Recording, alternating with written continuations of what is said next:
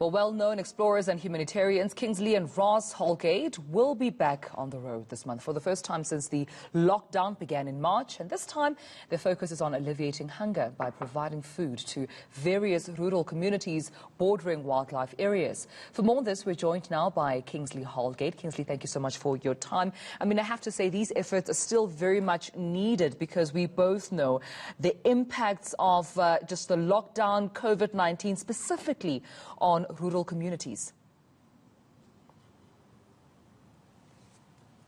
Kingsley, good morning.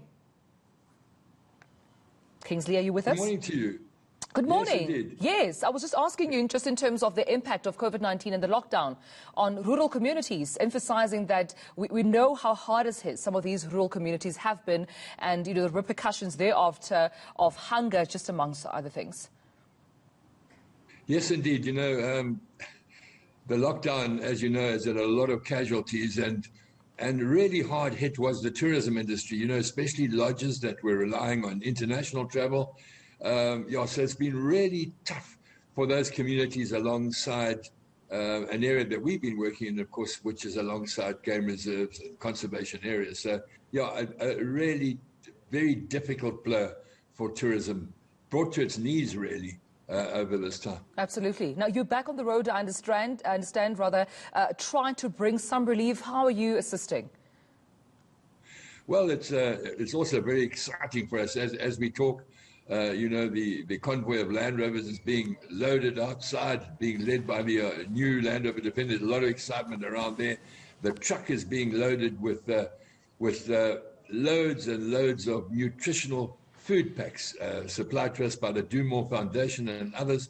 So, yeah, huge excitement about doing a journey that's going to track the outline of all of South Africa. It's called Mzansi Edge, and linked to this 10,000 kilometer, 70-day expedition is going to be the distributing of these nutritional food packs to those in need, living around conservation areas, living around game reserves, living around national parks that have been so hard hit by this pandemic. Sure. Kingsley, 70 days, 10,000 kilometers at least or plus.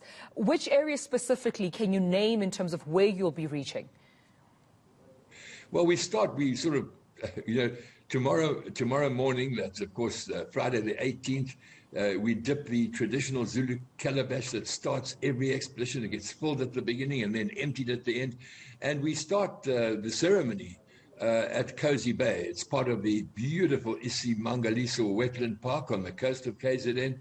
And then almost immediately, I'd say within 1 hour, we're into our first communities. And those are communities around the Tembe Elephant Park, a beautiful area, also been very, very hard hit during COVID. So, yes, by this time tomorrow, we'll be sort of into the thick of it, adventuring, and of course, doing good. And, you know, we're going to target target mums and kids, early childhood development centers, creches, and throughout the journey, I mean, Tembe Elephant Reserve, in Dumo Game Reserve, the entire fence line of the Kruger National Park, Somvelo, Mapung, Gopwe, Kalahari Transfrontier Park. So all these beautiful national parks, conservation areas around the outline of Mzansi Edge. We hope to help, well, we're going to do 250,000 meals worth of nutritional packs.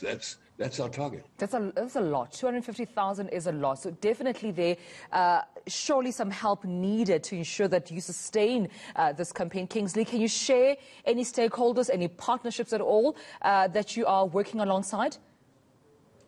There's such a wonderful group of volunteers, broadly brought together under the name Feeding the Wildlife Community, started by a bunch of people, adventurers with an adventurous spirit.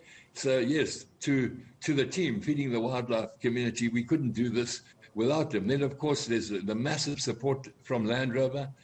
Do More Foundation supply us with tens of thousands of 1 kg Do More nutritional porridge packs, great for kids, wonderful nutrition. So to Do More, a huge thank you to SIFA, the maize mill in Potchefstroom that also lent their help. And, you know, to our local school, Ashton, they've been phenomenal with their partners in gathering food parcels. And then, you know, we obviously observing all the health protocols as we do this work. One of our expedition members, we jokingly call the Minister of Health, and it's her task to make sure everyone is sanitized.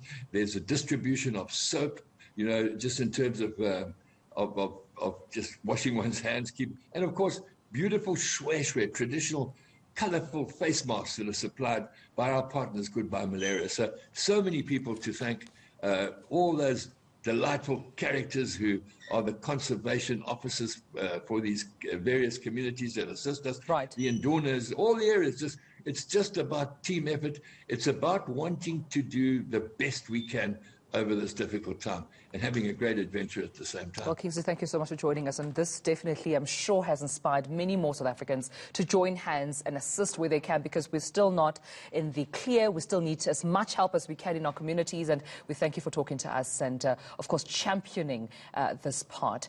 But